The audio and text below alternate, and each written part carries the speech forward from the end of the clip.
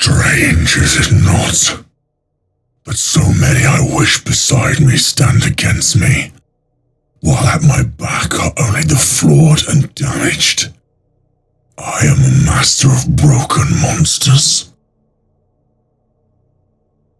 It does not matter how the galaxy burns, only that it does. Warmaster, that's what it means. My brother. The strength to do what must be done.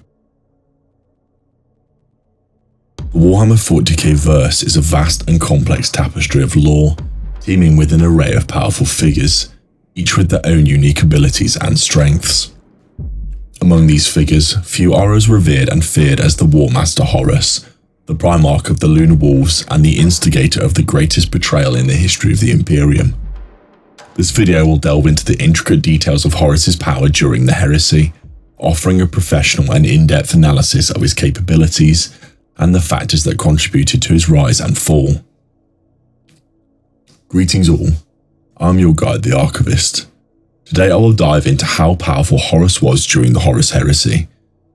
Before we begin, please make sure to like and subscribe waypoints down below, so that more people can learn from the archives.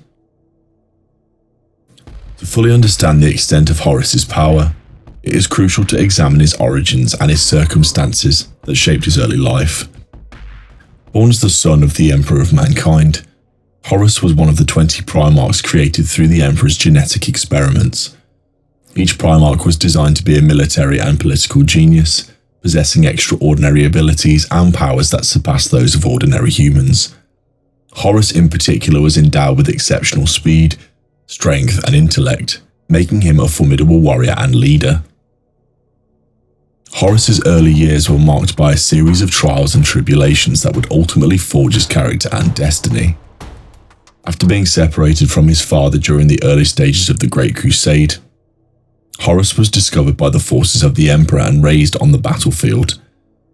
His natural leadership skills and combat prowess quickly earned him respect and admiration of his fellow warriors, and he soon rose through the ranks to become the commander of the Lunar Wolves, one of the most elite legions in the Imperium. As the Warmaster of the Imperium, Horus's power and influence grew exponentially. He commanded vast armies, wielded immense political authority, and was revered as a military genius by his peers.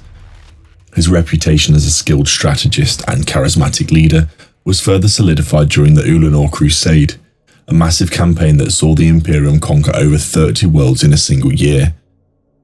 Horus's role in this campaign cemented his status as the Emperor's most trusted and capable son, earning him the honor of being chosen as the Warmaster of the Imperium. However, Horus's ascent to power was not without its challenges. As the Warmaster, he was constantly faced with difficult decisions and moral dilemmas that tested his loyalty and resolve. These challenges would ultimately prove to be his downfall, as he succumbed to the temptations of chaos and turned against his father and the Imperium. During the Horus Heresy, Horus's power reached its zenith. Fueled by the dark energies of the Chaos Gods, he became a formidable and terrifying figure, wielding powers that far surpassed those of his fellow Primarchs. His physical strength and resilience were amplified to superhuman levels, and he gained the ability to manipulate reality and bend it to his will. He also became a powerful psyker, capable of wielding devastating psychic ability that allowed him to dominate the minds of his enemies and bend them to his will. Horus became the beacon of the powers of Chaos Undivided, and the gods channeled all of their power and will into the Warmaster, elevating him far beyond even the levels of the other Primarchs, imbuing him with the powers of a godlike figure.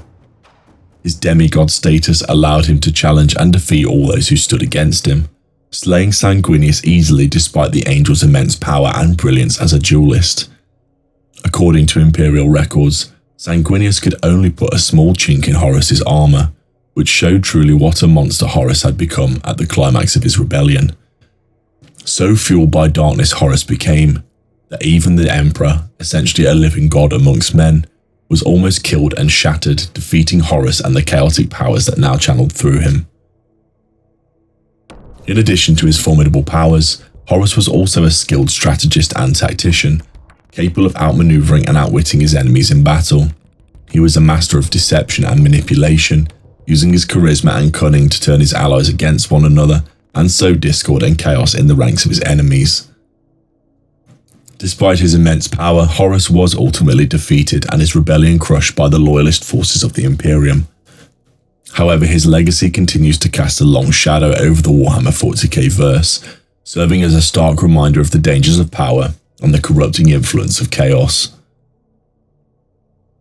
In conclusion, Horus's power during the Heresy was unparalleled, fueled by the dark energies of the Chaos Gods and his own natural abilities and talents. He was a formidable warrior, a skilled strategist, and a powerful psyker, capable of wielding devastating psychic abilities that could lay waste to entire worlds. Despite his defeat, Horus's legacy continues to loom large over the Warhammer 40k verse, a testament to the enduring power of ambition, betrayal, and the corrupting influence of chaos.